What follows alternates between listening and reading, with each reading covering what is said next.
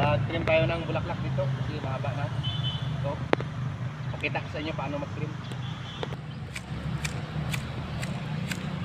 Tulad nito mga kabroks, lumampas na sa dito, kailangan siyang putulin.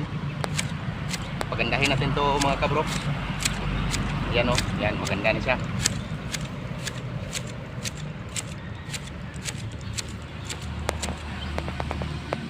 Ito. Yan.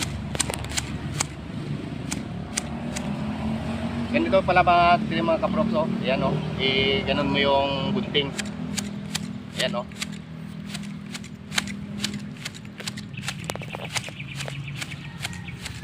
Ayan.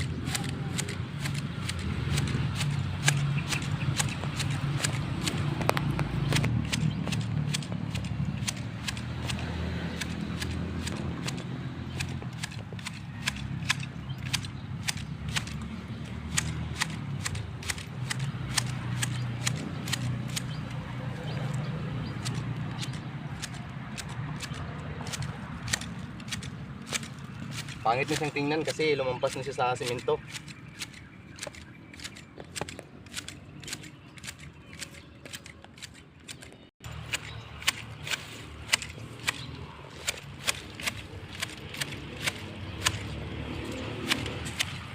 Okay. Yan. Ganun lang yun.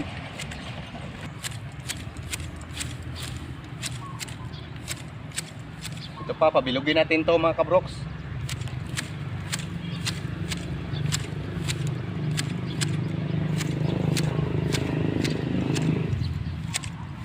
Gandahin natin.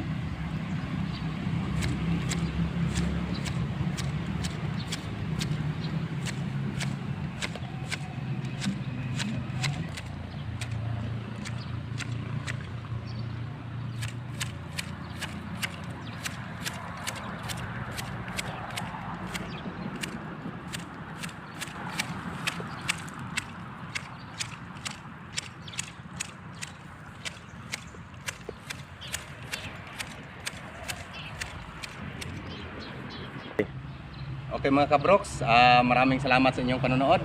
See you for the next video. Please follow, like, share, and subscribe. Thank you.